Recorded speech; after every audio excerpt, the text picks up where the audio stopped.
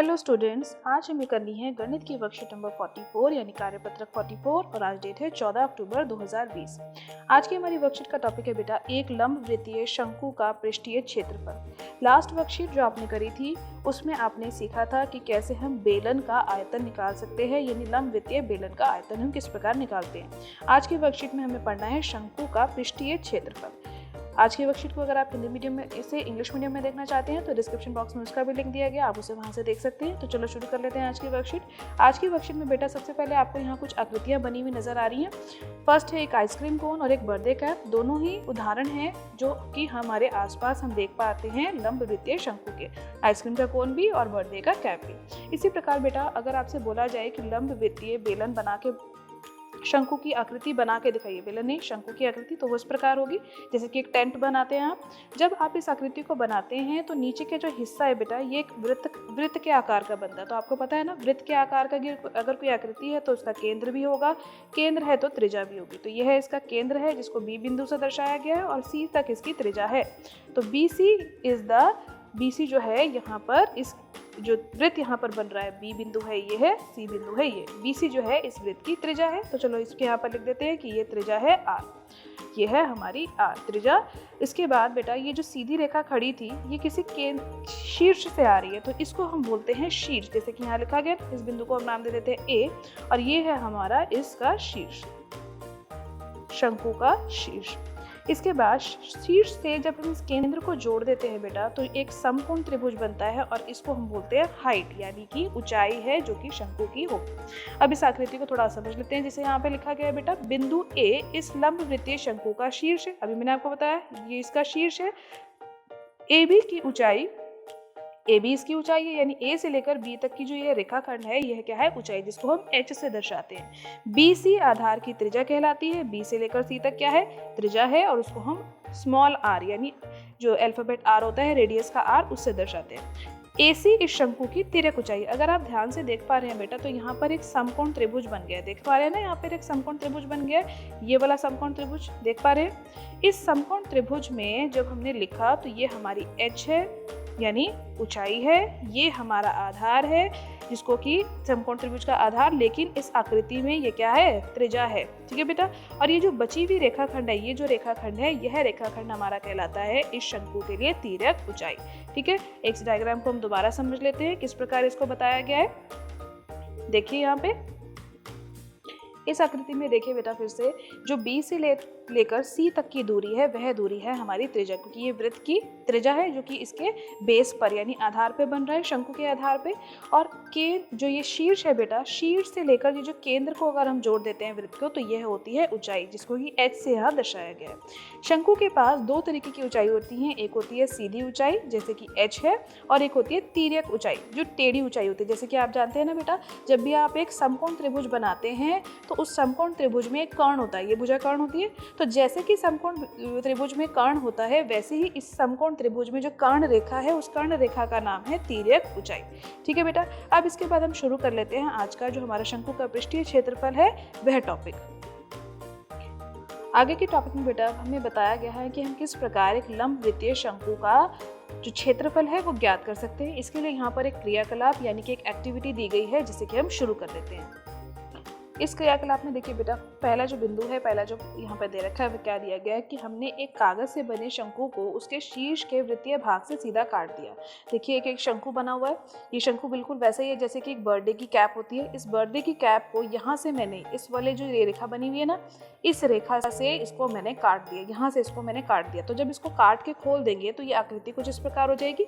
खुलने के बाद इसके बाद आपसे बोला गया है कि इस आकृति का जो दो छोर हो गए उसको मैंने A और B बिंदु मार्क कर दिया, और ये जो O है यह इसका शीर्ष वाला बिंदु होगा। ठीक है बेटा, अब इसको इस आकृति को इस प्रकार से काटा गया है कि इसके ये छोटे छोटे से त्रिभुज बन जाए, देख पा रहे हैं यहाँ पे। तो ये छोटे छोटे से त्रिभुजों में काट दिया गया, और कैसे कितने छोटे त्रिभुजों में काटा गया है यहाँ पे देखिए, यहाँ पे लिखा हुआ है यदि आकृति में दिए गए कागज को O से जाती हुई रेखा से सैकड़ों छोटे छोटे त्रिभुजों में काट दिया जाए, मतलब बहुत सारे, सैकड़ों यानी 100 छोटे छोटे त्रिभुजों में काट दिया जाए तो किस प्रकार हम इसका क्षेत्रफल निकाल सकते हैं। एक त्रिभुज का जो क्षेत्रफल होता है वह क्या होता है, 1/2 आधार गुना ऊंचाई। तो यहाँ पर 1/2 त्रिभुज का आधार गुना ऊंचाई। अब ऊंचाई यहाँ पर L क्यों ली गई है, जो तिर्यक ऊंचाई है वह क्यों ली गई है? देखिए यहाँ पर जिस रेखा के थ्रू आपने काटा था, जिस रेखा के माध्यम से काटा था, वह रेखा ये वाली रेखा है, यहीं से काटा होगा ना, तो यह रेखा कौन सी ऊंचाई थी? L। तो इसीलिए यहाँ पर जो त्रिभुजों की ऊंचाई है वो L ली गई है। यहाँ पर जब आप पूरे कागज का क्षेत्रफल लिखेंगे तो वह होगा सभी त्रिभुजों के क्षेत्रफल का योग, क्योंकि ये जो पूरी आकृति थी बेटा, जो पूरा कागज था, ये अब कितनों में बट गया? सैकड़ों छोटे छोटे से हमारे जो त्रिभुज हमने बनाए उसमें बट गया। एक त्रिभुज का क्षेत्रफल अभी हमने जान लिया क्या होता है, 1/2 त्रिभुज का आधार, यानी ये जो B1 लिखा गया ये पहले का आधार है, B2 दूसरे का आधार है, B3 तीसरे का आधार है, गुना ऊंचाई। ऊंचाई सभी की L थी, तो इसी को हमने जोड़ दिया और हमारे पास आ गया 1/2 गुना L गुना पूरे वक्रीय परिसीमा की लंबाई। तो ध्यान से देखिए बेटा, ये B1 B2 B3 ये जब सारे एक साथ जुड़ जाएंगे तो ये क्या बना देंगे? इस वृत्त के लिए जो हमारा ये हिस्सा है, ये क्या बना देगा? वृत्त की जो पूरी वक्रीय परिसीमा की लंबाई, यानी ये जो कर्व है इस पूरी की लंबाई बना देगा। और जब इसी कागज को जब शंकु बनाने में इस्तेमाल किया गया होगा, तो ये पूरा वक्रीय भाग है यानी कर्व्ड पार्ट है, उससे शंकु का कौन सा हिस्सा बना होगा? ये वृत्त वाला हिस्सा बना होगा। और आप जानते हैं जब वृत्त की इस तरीके से जो बाहरी सीमा की अगर लंबाई निकालनी हो तो वह क्या कहलाती है? वह उसकी परिधि कहलाती है। देखिए यहाँ लिखा है ना कि आधार की परिधि क्या होगी? 2πr। तो इसीलिए बेटा पूरे वक्रीय परिसीमा की लंबाई भी क्या हो जाएगी? 2πr। तो देखिए यहाँ पर मान डाल दिया हमने इसका, शंकु का पृष्ठीय क्षेत्रफल आ गया हमारे पास 1/2 गुणा L, जो कि ऊपर लिखा गया था, और यहाँ पर जो पूरे वक्रीय परिसीमा की लंबाई है वह हो जाएगी 2πr। तो जो हमारा फॉर्मूला आ गया वो आ गया πrl, शंकु का पृष्ठीय क्षेत्रफल, जिसको कि हम इंग्लिश में बोलते हैं curved surface area of cone. इसके बाद बेटा आप ध्यान से देखिए इस त्रिभुज में, जो कि एक समकोण त्रिभुज है। समकोण त्रिभुज में आप जानते हैं कि किस प्रकार से हम पाइथागोरस प्रमेय लगा सकते हैं। सभी को याद होगा पाइथागोरस प्रमेय क्या होता है? कर्ण का वर्ग बराबर है आधार का वर्ग जमा लंबाई के वर्ग के, जिसको कि हम इस प्रकार लिखते हैं, hypotenuse square is equal to perpendicular square plus base का स्क्वायर। ये सब आपको याद होगा। अब यहाँ पर इस आकृति में, इस प्रश्न में जो L है वो हमारी हाइपोटेन्यूज का काम कर रही है, जो ये R है ये हमारा पर बेस का काम कर रही है, और जो H है वह है हमारा परपेंडिकुलर का काम कर रही है। तो यानी इस फॉर्मूला के थ्रू, पाइथागोरस प्रमेय के फॉर्मूला में अगर मैं इसका मान डालूं तो मेरे पास क्या उत्तर आ जाएगा? L² बराबर है, L² बराबर हो जाएगा यहाँ पर H² जमा R² के। तो देखिए यही फॉर्मूला यहाँ पर दिखा गया है, जो हमारी तिर्यक ऊंचाई का फॉर्मूला है, L² बराबर है R² जमा H²। तो अब आपको समझ आया फॉर्मूला कहाँ से आया है। इसके बाद अगर बेटा हमें L का ही मान निकालना हो तो इस वर्ग को यहाँ से हटाना हो तो सामने वाली तरफ पे क्या चला जाता है? वर्गमूल। तो L बराबर है H² जमा R² का वर्गमूल के। तो एक और फॉर्मूला हमें यहाँ पर मिल गया, जो कि तिर्यक ऊंचाई के लिए मिल गया। इसके बाद बेटा आपको पता है कि जब इस तिर्यक ऊंचाई को निकालने के बाद आपसे बोला जाए यदि कि शंकु का कुल पृष्ठीय क्षेत्रफल निकालो, तो कुल पृष्ठीय क्षेत्रफल क्या होता है? जो भी इसका पृष्ठीय क्षेत्रफल आया उसमें जो एक हमारा फलक बच गया, यानी जो ये आधार बच गया, जो हमारा ये वाला आधार थे बेटा, जो वृत्त के आकार का आधार था वह तो भी बच गया, उसका तो क्षेत्रफल हमने गिना ही नहीं। तो जब हम इसके क्षेत्रफल को पृष्ठीय क्षेत्रफल में जोड़ देंगे तो हमारे पास आ जाएगा शंकु का कुल पृष्ठीय क्षेत्रफल। और जब आप इस फॉर्मूला को देखेंगे बेटा, देखिए यहाँ पर क्या लिखा है? πrl। πrl क्या था? इसका पृष्ठीय क्षेत्रफल। इसके अंदर इसका जो वृत्त बना हुआ था नीचे बेस पे, जैसे कि एक आइसक्रीम का कोन या फिर बर्थडे की कैप, तो उसमें उसका अगर हम क्षेत्रफल जोड़ देंगे तो हमारे पास आ जाएगा इसका कुल पृष्ठीय क्षेत्रफल। देखिए पाई और आर दोनों के पास है, तो हमने पाई और आर कॉमन ले लिया, यहाँ से क्या बचा? L, और यहाँ से बचा एक R, तो हम लिख लेंगे L + R। तो ये जो फॉर्मूला हमारे पास आ गया, ये वाला फॉर्मूला, ये आ गया शंकु का कुल पृष्ठीय क्षेत्रफल। इसके बाद बेटा नीचे कुछ प्रश्न दिए गए उदाहरण, हम उसको हल कर देते हैं। अब बेटा सबसे पहले आपको शंकु के जो यहाँ पे 3 फॉर्मूलाज दिए गए हैं उसको अपनी कॉपी में लिख लेना है और याद कर लेना है। क्या है ये फॉर्मूलाज? देखिए शंकु का पृष्ठीय क्षेत्रफल होता है πrl, इसकी तिर्यक ऊंचाई होती है R² जमा H² के बराबर। जब इसको L को निकालेंगे तो वर्गमूल आ जाएगा, और शंकु का कुल पृष्ठीय क्षेत्रफल होता है πr ब्रैकेट में L + R। इसी के बेसिस पर, इसी के आधार पर देखिए प्रश्न नीचे दिए गए हैं। पहला प्रश्न क्या है? एक लंब वृत्तीय शंकु का वक्र पृष्ठीय क्षेत्रफल ज्ञात कीजिए यदि इसकी तिर्यक ऊंचाई 10 सेंटीमीटर है। तिर्यक ऊंचाई का मतलब अभी आपको बता दिया गया कि तिर्यक ऊंचाई का मतलब होता है L। इसके बाद हमें इसकी आधार की त्रिज्या भी दे रखी है यहाँ पर 7 सेंटीमीटर, यानी हमें आर का मान दे रखा है 7 सेंटीमीटर। आपको फॉर्मूला याद हो जाना चाहिए। फॉर्मूला क्या होता है, पाई आर एल, यानी वक्र पृष्ठीय क्षेत्रफल, जिसको हम बोलते हैं curved surface area of cone, यानी शंकु का कर्व्ड सरफेस एरिया यानी वक्र पृष्ठीय क्षेत्रफल का फॉर्मूला होता है पाई आर एल। इसमें आप वैल्यूज पुट कर दिए। पाई की जगह पर हमने 22/7 रखा, आर की जगह पे देखो 7 रखा, और तिर्यक ऊंचाई यानी एल का जो मान था वह था 10। जब आप ये सारे मान रख देंगे तो 7 से 7 तो कट जाएगा। देखिए यहाँ पर क्या बचेगा, सिर्फ 22 गुना 10। 22 गुना 10 करेंगे तो 220 सेंटीमीटर स्क्वायर। इसके बाद अगला प्रश्न देख लेते हैं। अगला प्रश्न में देखिए क्या बोला गया है कि एक शंकु की ऊंचाई 16 सेंटीमीटर है। अब इस प्रश्न में ये कहीं पर भी नहीं बताया गया है कि ये कौन सी वाली ऊंचाई है। क्या यहाँ ये लिखा गया है कि ये तिर्यक ऊंचाई जैसे कि पहले वाले प्रश्न में बोला गया था? नहीं। तो यहाँ पर सिर्फ जब ये ऊंचाई लिखा गया होगा बेटा, तो यानी ये किसका मान है, एच का मान है, जो इसकी दूसरी ऊंचाई होती है। तो आगे आप बोला गया है कि इसकी आधार की त्रिज्या है 12 सेंटीमीटर, यानी आर का मान दे रखा है 12 सेंटीमीटर। आपसे बोला गया कि शंकु का कुल पृष्ठीय क्षेत्रफल ज्ञात कीजिए। तो बेटा ध्यान दीजिए, जो भी आपने दो फॉर्मूलाज पढ़े थे, ये फॉर्मूला और ये फॉर्मूला, दोनों ही फॉर्मूला में देखिए एच का मान नहीं डालना है, यहाँ पर डालना है आपको एल का मान। तो प्रश्न में आपको एल का मान तो यहाँ नहीं दे रखा, लेकिन आपको ये फॉर्मूला तो पता है ना, एल स्क्वायर बराबर है आर स्क्वायर जमा एच स्क्वायर। तो चलिए इस फॉर्मूला में वैल्यू पुट करके देख लेते हैं हमारा उत्तर किस प्रकार आ सकता है।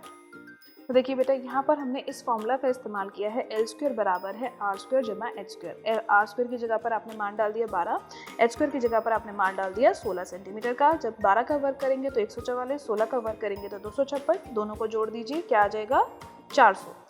400 लिखने के बाद बेटा यहाँ पर आपको ध्यान रखना है कि ये एल स्क्वायर बराबर 400 के आ गए। अगर आपको एल का मान निकालना होगा तो आपको 400 का वर्गमूल निकालना होगा, जिसका उत्तर आ जाएगा 20। एल का मान यानी हमारे पास आ गया 20 सेंटीमीटर, जैसे कि यहाँ पर दिया गया है। एल का मान निकाल लेने के बाद बेटा आप कुल पृष्ठीय क्षेत्रफल का जो फॉर्मूला होता है पाई आर एल जमा पाई आर स्क्वायर, इसी में आप इसका मान डालेंगे।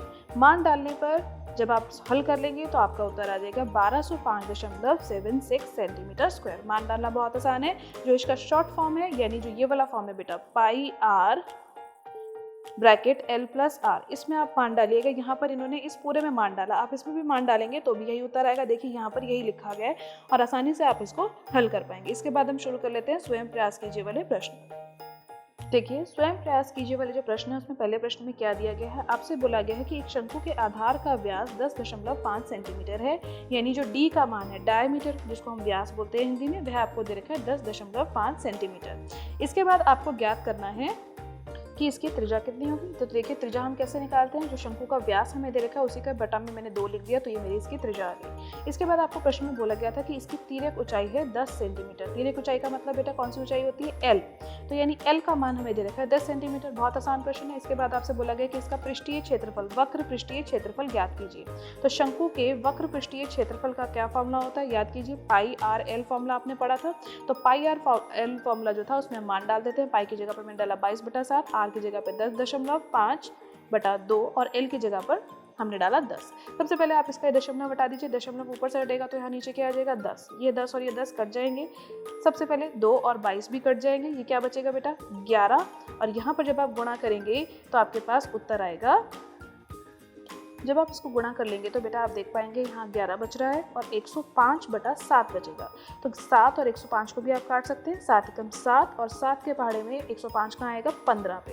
तो आपके पास बचेगा बेटा 11 गुना 15। जब आप गुणा कर लेंगे तो आपका उत्तर आ जाएगा 165 सेंटीमीटर स्क्वायर। सेंटीमीटर स्क्वायर लगाना मत भूलिएगा क्योंकि आप क्षेत्रफल ज्ञात कर रहे हैं। इसके बाद हम शुरू कर लेते हैं आज की वर्कशीट का लास्ट क्वेश्चन। देखिए दूसरे प्रश्न में क्या बोला गया है बेटा, एक शंकु का कुल पृष्ठीय क्षेत्रफल ज्ञात कीजिए जिसकी तिर्यक ऊंचाई 21 मीटर है, यानी एल का मान 21 है, और आधार का व्यास यानी डी का मान जो है वह 24 सेंटीमीटर है। तो सबसे पहले हम लिख लेते हैं तिर्यक ऊंचाई यानी एल का मान 21 मीटर है बेटा, इसको यहाँ मीटर लिख लीजिएगा। 21 मीटर है। व्यास आपको दे रखा था 24 मीटर, जिससे कि हमने त्रिज्या निकाल ली 12 मीटर की। और इसी प्रकार हमने, जैसे कि हमने पिछले क्वेश्चन में फॉर्मूला में वैल्यू पुट करी थी, सिंपल वैसे ही मान हमने डालकर शंकु का कुल पृष्ठीय क्षेत्रफल निकालिए। तो आपको सबसे पहले ये फॉर्मूला याद होना चाहिए, पाई आर ब्रैकेट में एल प्लस आर। पाई का मान यहाँ पर हम क्या डाल रहे हैं 3.14। आर की जगह पे देखिए मैंने 12 डाला है, एल की जगह पर 21, दोबारा आर आया था तो ये भी 12 डाला है। तो सबसे पहले आप क्या हल करेंगे, ब्रैकेट को हल करेंगे। ब्रैकेट हल करके आपके पास आ जाएगा 33 और बाकी की गुणा जब आप कर लेंगे तो आपका फाइनल जो उत्तर है वह आएगा 1243.44 यानी 1243.44 मीटर स्क्वायर। मीटर स्क्वायर क्यों लिख रहे हैं? क्योंकि यह हमारा क्षेत्रफल है। आज की वर्कशीट के सारे प्रश्नों को आपने कॉपी में प्रैक्टिस करना है, उदाहरण भी प्रैक्टिस करने हैं और जल्दी से उसकी फोटो क्लिक कर अपने सब्जेक्ट टीचर को सेंड करनी है। एनसीईआरटी में भी इस प्रकार के जो भी प्रश्न दिए गए बेटा उसको आप हल कीजिए, प्रैक्टिस कीजिए ताकि आपको ये फॉर्मूला और क्वेश्चन अच्छे से आ जाए। आज की वीडियो अच्छी लगी हो तो लाइक और शेयर करना मत भूलिएगा। चैनल पर पहली बार आए, वीडियो को पहली बार देखा तो चैनल को सब्सक्राइब करना भी मत भूलिएगा ताकि आपको अगली आने वाली वीडियो की नोटिफिकेशन टाइम से मिल सके। Thank you for watching students.